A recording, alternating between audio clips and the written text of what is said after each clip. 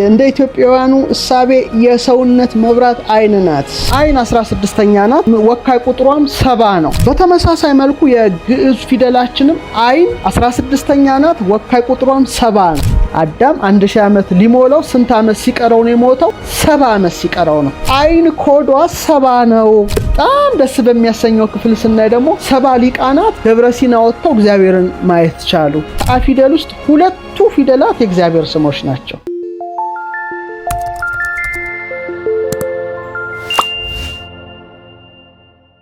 ዛሬ የምንነጋገረው ስለ አይናችን ነው። ስለ አይናችን አስገራሚ ነገር ነው ይዤላችሁ የምቀርበው። በጣም ረቂቅ ምስጢር ነው የምነግራችሁ። ዝግጁ ሁኑ። ቀደምት ኢትዮጵያውያን ስለ አይን ምርምር ምን እንዳደረጉ በጣም አስገራሚ ነገር ነው የምነግራችሁ። በጣም በጥበብ በእውቀት የላቁ እንጂ በንትርክ በጭቅጭቅ በአተካሮ ጊዜያቸውን ያላሳለፉ ስለነበሩ በተፈጥሮ ላይ ተራቀዋል። ተፈጥሮን ተረድተው አልፈዋል እና ተፈጥሮን ተረድቶ ማለፍን የመሰለ ነገር የለም። አይን ምን ማለት ነው የሚለውን ነው መጀመሪያ የምናየው። በተለይ ሊቁ ኪዳነ ወልድ ክፍሌ አይንን ሕዋስ ይሉታል። ከሕዋሳት አንዱ ነው። ማያ ይሉታል። ማያ ካሌንደር አይደለም። ማያ ራሱ ቃሉ የአማርኛ ቃል እንደሆነ በተስፋት ስላሴ 12 ትርጉም ነው የሰጡት መጽሐፋቸው ላይ። በተለይ አንድሮሜዳ ላይ በዝርዝር ጽፈነዋል። ማያ ይሉታል። መመልከቻ እንግዲህ የምንመለከትበት የምናይበት ከተፈጥሮ ሕዋሳታችን አንዱ አይናችን ነው። እንግዲህ አይን አንድ ነው። አይንት ነው የሚባለው አይኖች ማለት ነው። እንግዲህ የራሱን የሆነ ትርጉም አለው። ሰባ አይን ማለት ለምሳሌ ሰብ ማለት ሰው ነው። አይን ነው። ሰላይ፣ ጉበኛ፣ መልእክተኛ ምን ይባላል? ሰባ አይን ይባላል። እንግዲህ የራሱ ትርጉም አለው። ለምሳሌ አይን ማለት ምንጭም በግዕዝ ቋንቋ አይን ተብሎ ይጠራል። ለምሳሌ ከአይናችን ውስጥ ምን ጠብጠብ ይላል? እንባ ጠብጠብ እንደሚል እንደዚህ ሁሉ ውሃው ልክ እንደ እንባ የሚፈልቅበት ስለሚሆን አይን ይባላል። ምንጭ አማርኛ አይን በግዕዝ ይባላልና አሁን መጀመሪያ ሳይንሱን አጠቃላይ ያለው ሞደርን ሳይንስ በተለይ ስለ አይን የሚናገረው ነግራችሁና ወደምንፈልገው ወደ ኢትዮጵያውያኑ የአይን ምስጢር መራቀቅ እንተነትነዋለን። ወደዛ ሄድላችኋለሁ። ክቡራን ተመልካቾቻችን እንግዲህ አይን በጣም ውስብስብ እና አስገራሚ ከሆኑ የሰውነታችን ሕዋሳት አንዱ ነው እና ከአይን በላይ በጣም ውስብስቡ የሰው ልጅ አእምሮ ነው፣ ብሬን ነው በሳይንሱ የሚነገረው። እንደ ሳይንሱ ከሆነ ጽንስ በተፈጠረ ከ2 ሳምንት በኋላ አይኑ ማደግ ይጀምራል ነው የሚለው። ከ2 ሳምንት በኋላ የጽንሱ አይን ወደ መቀረጽ ተስዕሎተ መልክ ይባላል በኢትዮጵያውያኑ አጠራርና ከመልኮቹ አንዱ ወይም ከሕዋሳቱ አንዱ አይን ነውና ወደ ማደግ ይጀምራል። በዚህ አጋጣሚ ግን የተወለደ ሕፃን ያለቅሳል። ታውቃላችሁ፣ ግን እንባ የለውም። ይሄን አስተውላችሁት ከሆነ አላቅም። ያለቅሳል ግን እንባ የለውም። 6 ሳምንት አካባቢ ሲሞላው ነው ከተወለደ እንባ የሚያመነጨው አይኑ። ይሄም በጣም አስገራሚ ነገር ነው። ግን ድምፅ ነው እንጂ የሚያሰማው እንባው ጠብጠብ አይልም። ይጮሃል ግን እንባ አታዩበትም። ይሄ ወላጆች የምታውቁት አንድ እውነት ነው። በዚህ አጋጣሚ ደግሞ ሰው ሲያረጅ እንባው እየቀነሰ ይሄዳል። ሲወለድ እንባ እንደሌለው ሲያረጅ ግን እንጉርጉሮ ሊያንጎራጎሩ ይችላሉ። እናቶቻችን ግን ብዙ ላያለቅሱ ይችላሉ። ይሄ በጣም ነው የሚገርመው። ሌላው ስለ ማህፀን እስቲ ማህፀንና አይንን የተወሰነ ነገር ልበላችሁ። የተወለደ ሕፃን ግን የተወለደው መጀመሪያ አልጨረስላችሁ ከ8 እስከ 15 ኢንች ያለ አካልን በግልጽ ማየት ይችላል። የተወለደ ሕፃን ገና እንደተወለደ ከ8 እስከ 15 ኢንች ያለ አካልን በግልጽ ማየት ይችላል እና አንዳንድ ጊዜ እኛ ትንሽ ስንወለድ ትንሽ እናቶቻችን የሚሰሩት ነገር አለ፣ ግን እኔ አይመቸኝም። አንድ ሕፃን ሲወለድ ምንድን ነው የሚደረገው? በሌላው ዓለም ግልጽ ነው። አንድ ሕፃን ተወለደ፣ አንድ ቦታ ላይ ያርፋል እና ያ ሕፃን አዲስ ዓለም ከጠባቡ ወደ ሰፊው ከጨለማ ወደ ብርሃን መጥቷልና አይኑን ቀና አድርጎ ይቃኛል ዙሪያውን። እንዲህ ይላል። ሌላው ዓለም አይከለከልም፣ የኛ ግን አይኑን ይሸዋረራል ብለው እናቶች እይታውን ያጠቡታል። ይሄ ተገቢ ነው ብዬ አላምንም በበኩሌ። እይታውን እንግዲህ አዲስ ዓለም ነው የመጣውን አካባቢውን በተለይ ከ8 እስከ 10 ኢንች የሆነ አካልን በግልጽ ማየት ይችላል ይሄ ህፃን የተወለደ ህፃን። ሌላው በጣም የሚገርመኝ ነገር ወደ 0 አምፖል ሻማ ነው የሚደረግለት፣ እናቶችም ሽፍንፍንፍንፍን ብለው ነው። ሌላው ዓለም ላይ ግን ይህንን አላየሁም። ይሄ እንግዲህ ምን አይነት ባህል እንደሆነ አላቅም። ሊያስረዳኝ የሚችል ካለ ለመረዳት ነው ዝግጁ ነኝ፣ ኦፕን ማይንድድ ነኝ። ግን ይገርመኛል በመሰረታዊ ነገሩ ግን ህፃናት በተለይ 3 ወር ህፃናት ምናምን ህፃናት የ4 ወር ህፃናት በደንብ ማየት ይችላሉ። ይሄ የፊቶሎጂ የእድገተ ጽንስ ሳይንስ የሚያሳየው እውነት ነው። ሌላው አይናችን እንግዲህ ዙሪያው 1 ኢንች ሊሆን ይችላል፣ ግን 0.25 አውንስ ይመዝናል።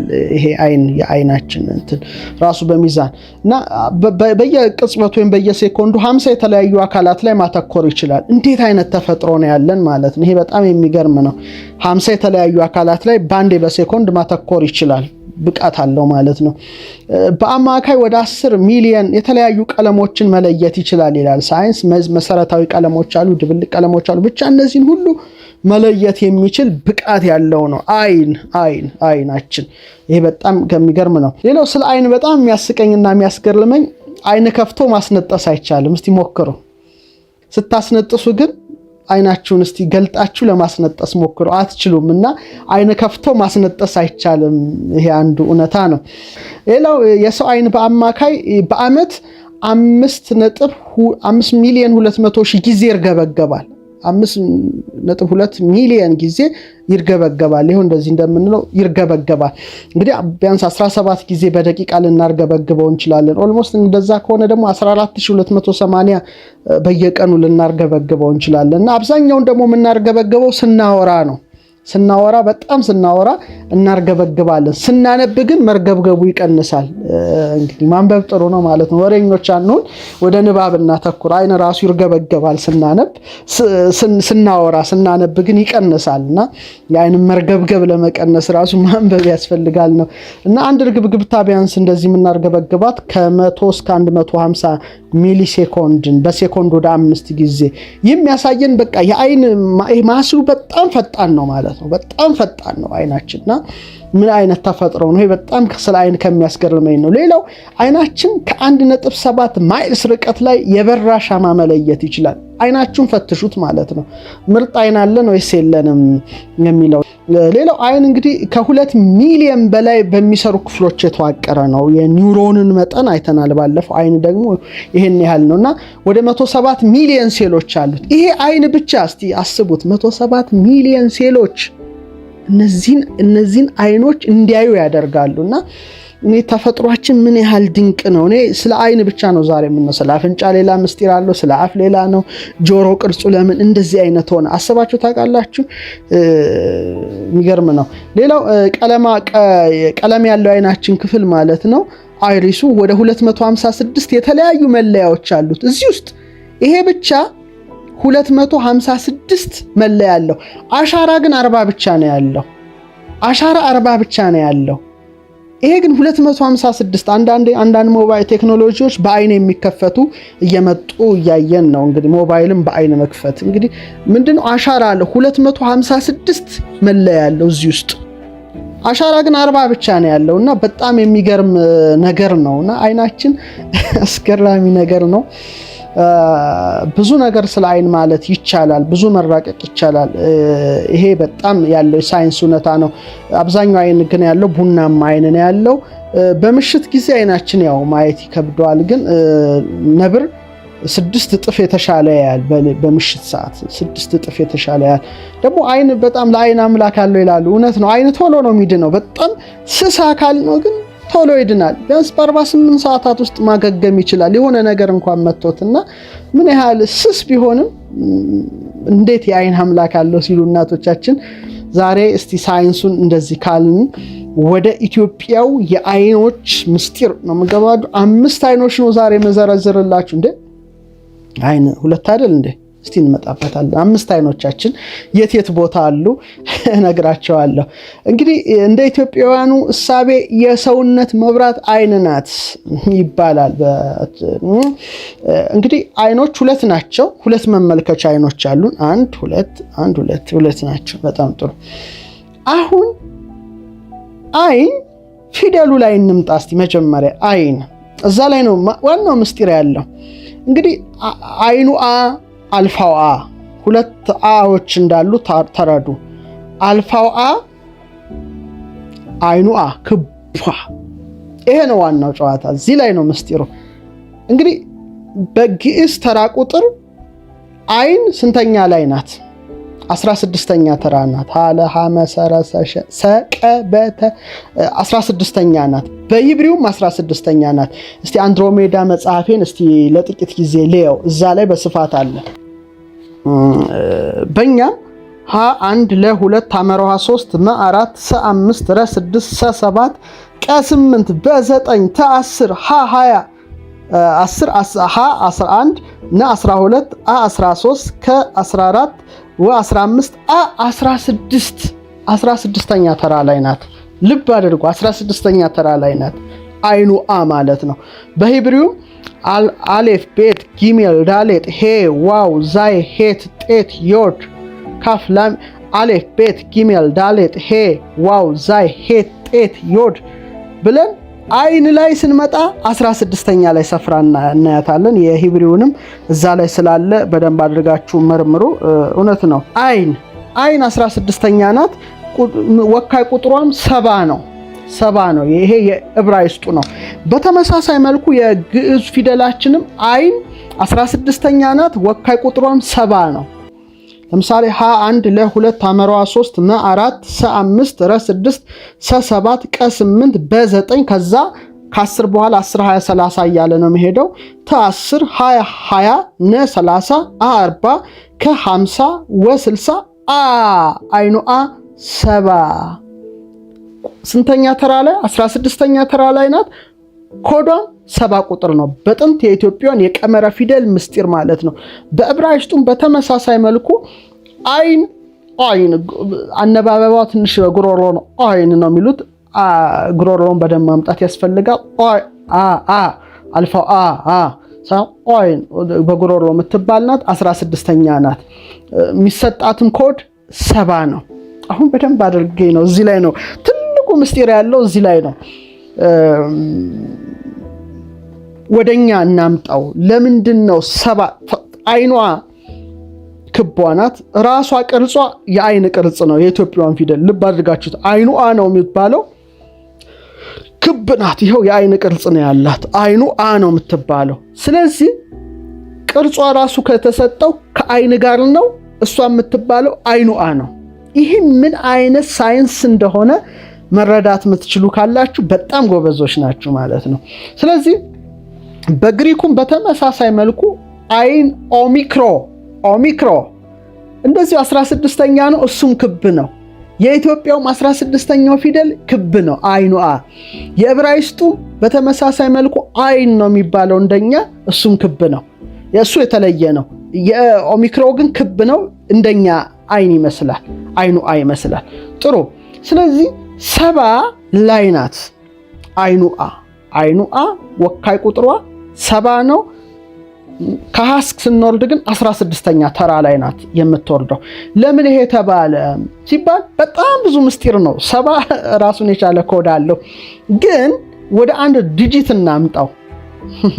ወደ አንድ ዲጂት ስናወርደው 70 አይደለ? 7 ሲደመር 7 እና 0 ማለት ነው። 7 ሲደመር 0 ስንት ይሰጣል? 7 ይሰጣል። 7 ደግሞ የሰው ኮድ ማለት ነው። ሰው ማለት ነው። እሳት፣ ውሃ፣ ነፋስ፣ መሬት፣ 4 ልብ፣ ቃል፣ እስትንፋስ ያላት ነፍስ ማለት ነው። 3 4 ሲደመር 3 ስንት ነው? 7 ነው። 7 ደግሞ ሰው ማለት ነው። ሰው ለመጻፍ ደግሞ አይኑ አ ግድ ያስፈልጋል። እጓለ እመህያው ወይም እጓለ መህያው በሁለቱ መልኩ ይጻፋል። እጓለ መህያው ወይም እጓለ እመህያው። ይሄ በጣም የሚገርም ነው። እጓለ መህያው ማለት ሰው ማለት ነው። ሌላ ትርጉም የለውም። የሚጻፈው በአይኑ እ ነው። እጓል ሲጻፍ በአይኑ አ እ ነው የሚጻፈው። አዳም ወይም የአዳም ልጅ ማለት ነው። እንደውም ሲያራቀቁት እጓል ማለት ልጅ ማለት ነው፣ ወይም ሰው በሉት። መ ማለት ደግሞ መሬት ማለት ነው። ህያው ማለት ያው ህያው አምላክ ማለት ነው። ስለዚህ ህያው አምላክ ከምድር ያበጀው ሰው ማለት ነው። እጓለ እመሕያው። ሌሎቹ ሲራቀቁ ግን እጓል ይሉና እጓል ማለት አዳም ነው፣ ሰው ነው።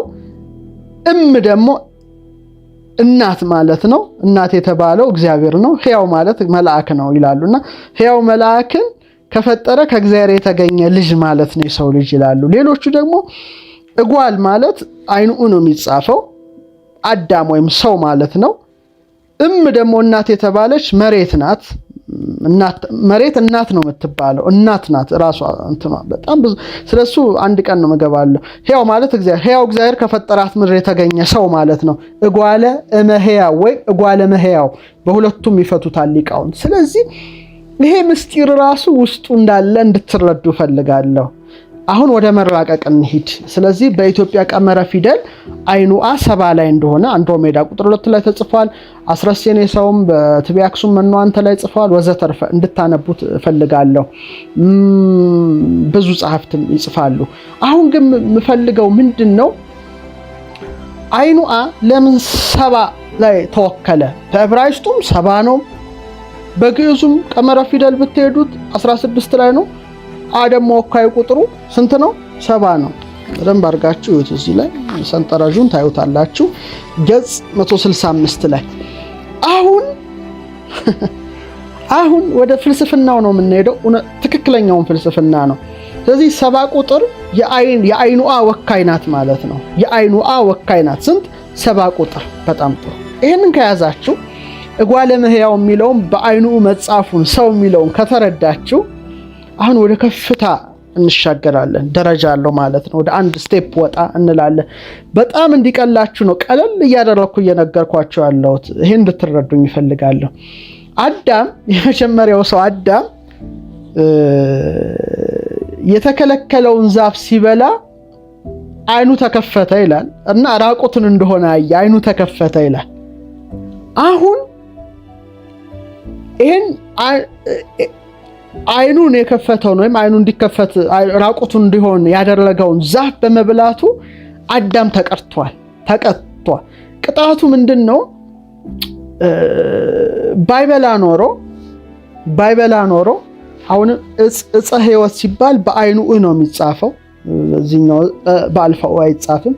ዕፀ ሕይወትን 1000 ዓመት ቢቆይ ኖሮ ይላሉ ሊቃውንቶቹ 1000 ዓመት ቢቆይ ኖሮ ብላም አትብላም ያልተባለውን የሕይወት ዛፍን ትሪ ኦፍ ላይፍ የሚባለውን በልቶ ታድሶ ይኖር ነበረ፣ በመታደስ ይኖር ነበረ። አዳም ግን ይሄን አላደረገም። ልብ አድርጉ። የተከለከለውን በአይኑ ዕፀ በለስን በላና ወደቀ ምድር ላይ። ወድቆ ስንት ዓመት ኖረ ምድር ላይ ነው ትልቁ። እዚህ ላይ ነው ቁልፉ። 930 ዓመት ምድር ላይ ቆየ። ስንት? 930 ዓመት። ስለዚህ 1000 ዓመት ሊሞላው ስንት ዓመት ቀርቶት ነበር ማለት ነው? 70። አዳም 1000 ዓመት ሊሞላው ስንት ዓመት ሲቀረው ነው የሞተው? 70 ዓመት ሲቀረው ነው። አሁን ስለዚህ ዕፀ በለስም በመብላት ራቁቱን እንደሆነ ያየው አዳም በአይኑ ማየት ያልቻለው እድሜ 70 ዓመት ነው ማለት ነው። ያላየው ዘመን 70 ነው። በአይኑ ያላየው ዓመት 70 ዓመት ነው ማለት ነው። ስለዚህ አይን ኮዷ 70 ነው። ኮዷ 70 ነው። ተራዋም 16 ነው። ከሃለሃ መስን ቆጥራት በሂብሩ በግዕዙ በነዛ በጽሮቹ ኦሚክሮ ነው ማለት ነው። ስለዚህ አይኑን የከፈተውን ዕፀ በለስም ቢበላ በአይኑ ማየት ያላየውን 70 ዓመት ግን እንዲኖር አልተፈቀደለትም ማለት ነውና 930 ዓመቱ ላይ አርፏል ማለት ነውና አይን በጣም 70 ኮዷ መሆኗ እንድታውቁ ትፈልጋለሁ። ሌላው እስራኤል ራሱ 70 ነፍስ ሆነው ወደ ግብጽ ወርደው የባዕድ ሀገር ግብጽን በአይናቸው አይተዋል ማለት በአይናቸው አይተዋል። 70 ሆነው ወርደው 70 ነፍስ ሆነው ነው የወረዱትና በኋላ ሲወጡ በስተዋል። እንደገና ደግሞ 70 ዓመት በባቢሎን ምርኮ ውስጥ ሆነው በአይናቸው መከራን አይተዋል። 70 በአይናቸው መከራ ያዩበት ነው። በጣም የሚገርመው ደግሞ በ70 ዓመተ ምህረት ላይ የኢየሩሳሌምን ጥፋት በአይናቸው እንዲያዩ አድርጓቸዋል። በ70 ዓመት ጥጦስ ድምጥማጧን ያጠፋት ኢየሩሳሌምን በጊዜው በ70 ዓመተ ምህረት ላይ እና ያም መከራ ግብፅን በአይናቸው በ70 ሆነው እንዲያዩት አደረገ። እንደገና 70 ዓመት ምርኮም በባቢሎን እንዲያዩ አደረገ። 70 ዓመት እንደገና በአይናቸው ኢየሩሳሌም ጥፋት እንዲያዩ አደረገ። ሌላው ደግሞ በጣም ደስ በሚያሰኘው ክፍል ስናይ ደግሞ 70 ሊቃናት ደብረ ሲና ወጥተው እግዚአብሔርን ማየት ቻሉ። በጣም ይሄ የሚገርመው ዘውልቁ ላይ አለና በአይናቸው አዩ። 70 አርድእትም በአይናቸው ጌታን አዩ። ስለዚህ 70 ከአይን ጋራ ራሱ ቀመሩ 70 ነው። ከአይኖቻችን ጋራ ምስጢር እንዳለው እንድታውቁ ያህል ነው ይሄን መተነትንላችሁ። ክቡራን ተመልካቾቻችን ሐሳብ አስተያየታችሁን ስጡልን እና ቀደምት ኢትዮጵያ ምን ያህል በፊደል ላይ ጭምር በቅርጹ ጭምር እንደተራቀቁበት ሳይ ሁሌ እገረማለሁ። ሌላው አይን የሚለውን በኢትዮጵያ ቀመረ ፊደል ብንፈታው አ70 ነው። አንድሮሜዳ ላይ ያነቡት የ90 ነው። ነ ደግሞ 30 ነው። እንግዲህ ምናልባት አንድ ላይ ስንጀምረው ወደ 190 ይመስለኛል። 70 ሲደመር 90 160 160 ሲደመር 30 190 የሚል ቁጥር ይሰጣል። ግን 70 ነው አጠቃላይ አይኑ ኮድ። እንግዲህ ወደ አንድ ዲጂት ብታወርደው 190 ነው። 1 ሲደመር 9 ሲደመር 0 10 ነው። 10 ደግሞ ዮድና የውጣ ነው። በሂብሩ ዮድ ነው። በግሪኮቹ ደግሞ አዮታ ወይም የውዳ ነው። ወደ አንድ ዲጂት ደግሞ ብታወርደው 1 ሲደመር 0 1 ነው። ይሄ በጣም ይገርማልና ቅርጹ የአይን ነው። ቁጥሩን ካየን ምስጢሩ ለምን እዛ ላይ እንዳሰፈሩት 16ኛው 70 ቁጥር ወካይ እንዴት እንደሰጡት ከተረዳችሁ ወደ ሁለተኛው ስቴፕ እንሂድ። ከአ ውስጥ 2 ፊደላት የእግዚአብሔር ስሞች ናቸው። ከአ ፊደል ውስጥ 2 ፊደላት የእግዚአብሔር ስሞች ናቸው። ከአይኑ አ ፊደሎች ለምሳሌ ኤ ብሂል አብይ እግዚአብሔር ይላል። ተመልከቱ። ኤ አይኑ አ ነው እነሱ የሚሉት አለ ቤት ጊሜል ዳለ ጤዋው ዛ ሄድ ጤት ዮድ ካፍላሜድ ኖን ሳምኬት አይኑ አ ነው። ኤ ብሂል አብይ እግዚአብሔር ይላል ዳዊት። እግዚአብሔር ክብ አብይ ታላቅ ነው ማለት ነው። እግዚአብሔር ታላቅ ነው። ስለዚህ አይኑ አ አብይ የሚለውን ወይም እግዚአብሔር ታላቅ ነው የሚለውን የእግዚአብሔርን ስም ይዟል ማለት ነው። ስለዚህ ከ22ቱ አሌፋት ውስጥ ካሉ የእግዚአብሔር ስሞች መካከል አይኑ አንዱ ነው ማለት ነው። አብይ እግዚአብሔር። ሌላው ዕብሪው ነው። በግዕዙም አብይ እግዚአብሔር። ሌላው ኦ ነው። አልፋና ኦሜጋ የመጨረሻው ኢ ኦ ሳብ ኦሜጋ ዳህራዊ ማለት ነው። ኋለኛው አልፋና ኦሜጋ ግዕዙ ወኦ ብሎ ነው የሚያስቀምጠው። ነው ግዕዙ የሚያስቀምጠው።